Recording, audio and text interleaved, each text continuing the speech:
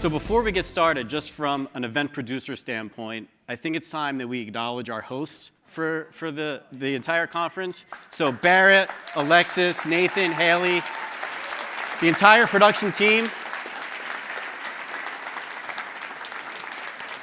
Thank you guys for putting on this amazing conference. And really, look, they've paid attention to every detail, right? Someone had to pack all those swag bags. They have attendants in the elevator, right?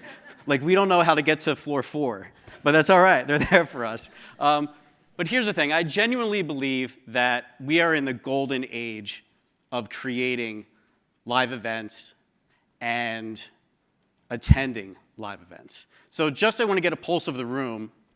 Who here has created an event for their audience? Show of hands. Okay. Who here is thinking about creating an event for their audience? All right, who's attended an event? All right, we're all awake. So here's the thing. As attendees, we can find events on practically any topic, no matter how small your niche. And I've talked to a bunch of you this weekend so far, and the niches I've talked about have been real estate, fitness, even goats. Okay? And I know that there's even an event out there right now that's for dudes that like My Little Pony. And it's called, and these guys are called bronies, and the event is called BronyCon. It's a thing, you could look it up. And as hosts, we could bring our most enthusiastic fans together. And really, it's our obligation to do so. And a lot of people have talked about why it's important, and I think everyone in this room can kind of feel it. So we've created this company, this production company called Open World, and we have our major mission is one thing. We do one thing, and we do it well, and it's we produce massive family events.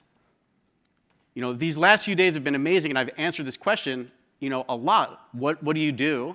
I said, we produce massive family events. And one person said, like, family reunions? And so maybe there's a market for that if one of you wants to go grab it. But we actually produce, as Barrett mentioned, these 3 events. And we started with BrickFest Live back in 2014. And I'm going to tell you the origin story of how we got there. But the reason why this Lego event was so important to me is because I spent a lot of time with Lego as a kid. And my first job out of school was being an engineer for Lockheed Martin, and I really owe all of that engineering experience to the time that I spent creating with Lego. So for those of you in the room that have either experienced Lego, I have a question for you. How many people bought a set and just like to follow the directions and put the set together? Okay, that's me. And how many people just like to either buy the sets and mix all the pieces up or buy a whole bunch of bulk Lego and build your own creation? Right? More of us, right? So I get asked all the time, what's the right way to experience Lego? And especially today, the creative types are going to want to build their own thing, and they're going to spend time creating. They're actually doing math as they're making these new creations. And those that like to just follow the instructions step by step are spending this focused amount of time building something in a day and age where there are so many distractions on devices or other things. And that's why I was really passionate about it. The second event we created was Young Innovators Fair. And I knew that I wouldn't be able to, kind of grow this production company on my own, so I brought in a partner. His name's Gabe Young, unbelievable guy. And he took his son to a science and tech expo at a local high school and came back to me and said, hey, man, what if we just did this on a large scale? And Young Innovators Fair was born. At Young Innovators Fair, we had an activation where we brought in some Minecraft.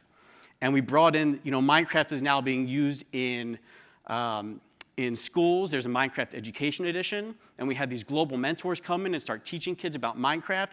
There was so much enthusiasm at that event that we decided to produce, now world record-breaking Mine Fair, which is we created the largest event for a single video game in 2016. We had 12,000 attendees to that show. And in 2018, just a couple of months ago, in April at the LA Convention Center, we rebroke our own record with 18,000 attendees, the largest event attended for a single video game.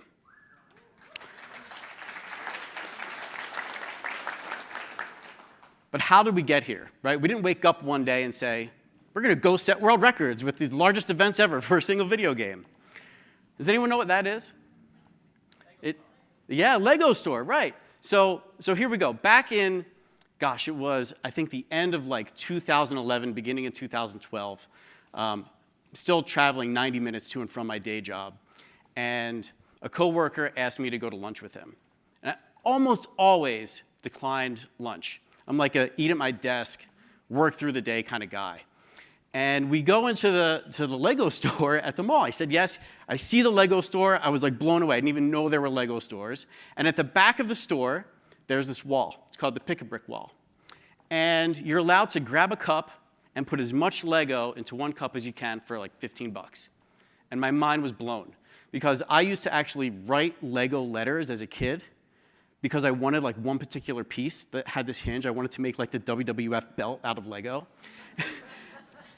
So I would write to them and I'm like, can I just have this one piece? And all they would send me back is like the latest catalog. So I saw this and I was like, right?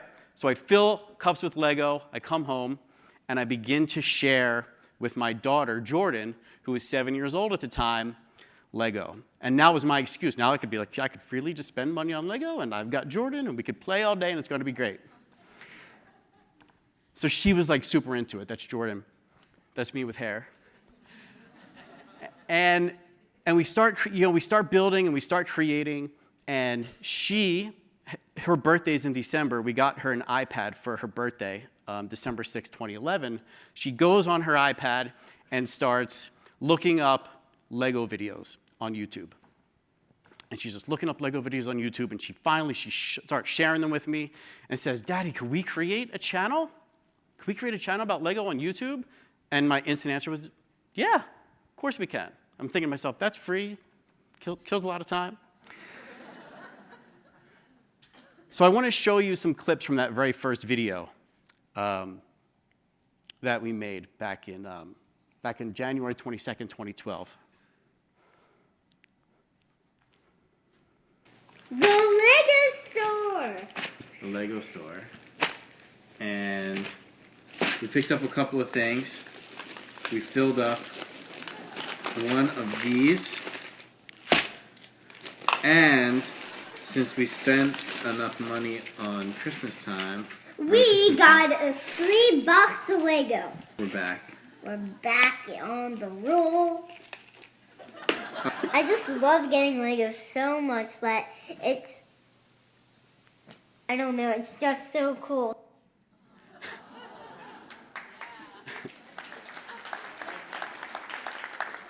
Who was the star of that video? So I wanted to show you this graph, and we've seen a bunch of these so far this weekend. But this is super important because over the course of 18 months, Jordan and I put up 500 videos on YouTube and ended up accumulating over 12 million video views. But the reason why this chart is notable is because we really didn't start accumulating any notable views until exactly 1 year after we posted our first video. We posted hundreds and hundreds of videos without any intention of ever growing an audience, okay?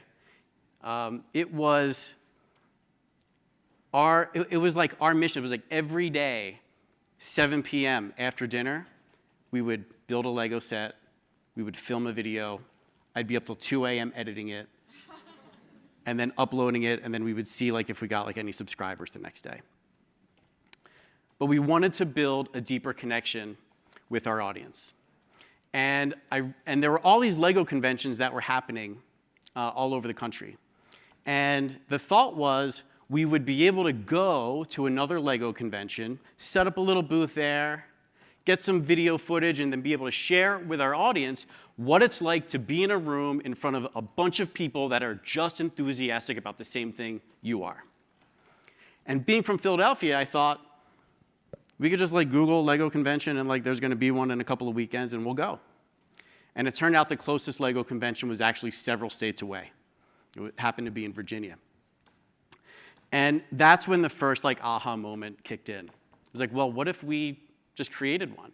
And through the growth of our channel, we now had a direct connection with Lego. They would invite us to New York Toy Fair, where we got to film the Lego sets that weren't coming out until next year, and then we were able to show them on our channel, which is why you saw that view spike, right? We had people sending us gifts in the mail. We had CEOs of companies where we reviewed their product, send Jordan $50 gift certificates to Toys R Us. It was an incredible time. So we decided to finally go all in and create our first BrickFest Live in Philadelphia. We secured a venue that was going to take a chance on someone that had no event production experience, and we got about 20,000 square feet of space. We did a little bit of creative marketing, put tickets on sale, 5,000 tickets sold the first weekend. I'm like, shit, we have a problem. I call the venue. I'm like, what does 5,000 people even look like? And they're like, yeah, you're going to need a bigger room. Good news, Hall A is available. We have 70,000 square feet. I'm like, perfect. So we went and we hosted that very first event. 24,000 people showed up that weekend. Listen, as long as you have traction and as long as there's enthusiasm about a topic, regardless of the size of your niche, in my belief, there's a place for a live event. It could be an 8-person mastermind. It could be a 500-person conference. And in this case, it could be something way bigger. So look, you've heard a lot about different reasons to host events. And I've got 3 to share with you. And one, it really is the most powerful thing you could do for your audience, right? I mean, by a show of hands, how many people have made a new friend here this weekend? Right? That's everyone in the room. And if there was someone that you knew already that was going to be here, now that friendship is even tighter. As a host of the event, right, we now have more credibility than we did before, right? We're the reason that those friendships were made. We're the reason why those bonds are even closer. And the other thing we could do when we host an event is we can shine the light on our attendees. And at our last BrickFest this past April, we had an opportunity to do that. And I want to show you a quick video. You might get a little squirmish. It's okay. Or squeamish. This is Brainy Bricks. And the backstory here is that earlier in the year, he broke the world record for the longest walk barefoot on Lego. Okay? And I'll let the video kind of tell the rest of the story. So CJ, let's let it roll. Whoop. There we go. So we have the man himself that's going to work on the record. So if you want to introduce yourself and talk about what's going to happen here. Yeah, absolutely. I'm Brainy Bricks. I run Brainy Bricks and Brainy Bricks Nation. We broke this world record back in January at 120 feet. Since then, it has been re-broken by Dude Perfect. Hey, you got this! 146.94 feet. And Lego. This is the current world record. 1,264 feet and 6 inches, a new Guinness World Records title. Today at Philly BrickFest, we're going to set this thing so high that no one will be able to ever break it again.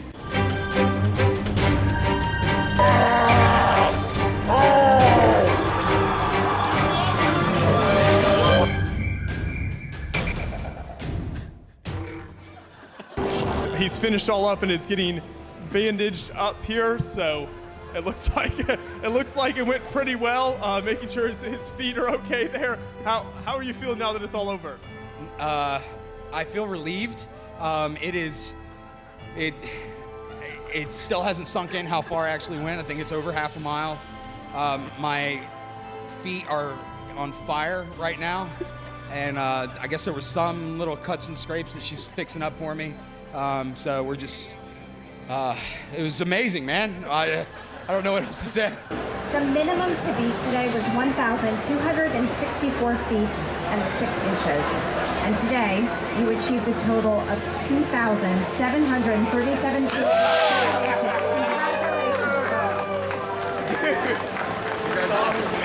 Thank you very much. So it is our pleasure today to present you with this official certificate. Congratulations, you are officially amazing. Oh! Yeah, baby, yeah!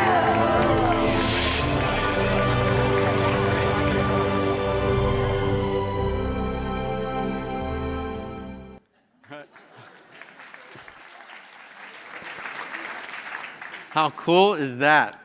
So reason 2 is that your guests and attendees become your biggest promoters, right?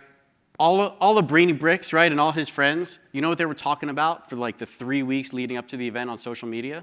They were all like, we're going to be in Philly on all their YouTube channels, right? We have like 200 different Lego YouTubers come to that big event, and that's all they're talking about for weeks on end, right? That lowers our cost of advertising. That lowers our cost to do business.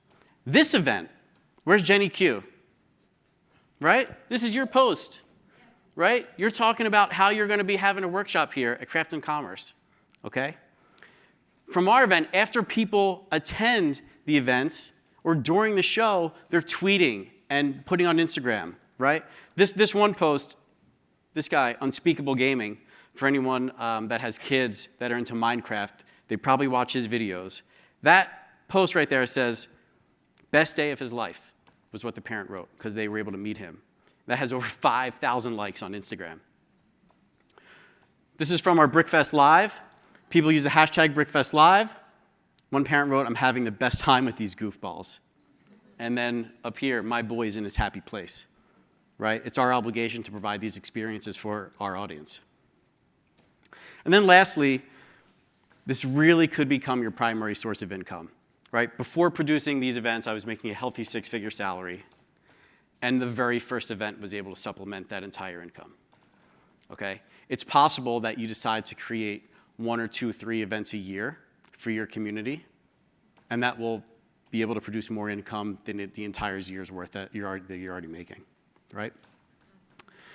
But what's the real reason?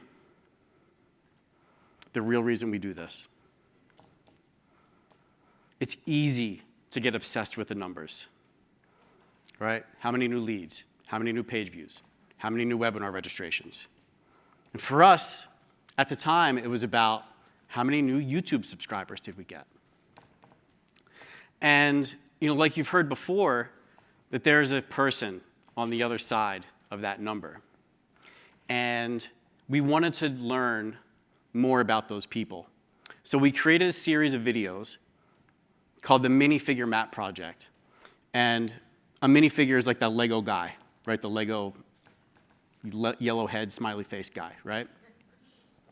And we put out a call to action. We said, listen, we're going to do this minifigure map. Send us a minifigure from wherever you are in the world, and we're going to put it on our map, and we're going to give your YouTube channel a shout out. That was our only promise. And our only ask was just send us the minifigure and the location it came from. And what we started to receive back in the mail was astonishing. I had gone to the PO box, the post office to get a PO box. I got a really small one because I didn't know how many people were going to send their minifigures in. And the first day we went back to the PO box to check the mail, it was stuffed so much they even put a key and said there's more mail in this other larger PO box. So we bring it home, we start reading these letters and opening up these envelopes, and I'll never forget there was one letter that we got back, and it said, I'm a single father, and every Wednesday night when I have my daughter, she has to watch your videos while we're building Lego. And it moved me, and it motivated us to keep going, and ultimately is what led us to creating our events. So I'll leave you with this. All the work and all the content that we create genuinely matters, and it has a real impact on real people. Thank you very much for your time.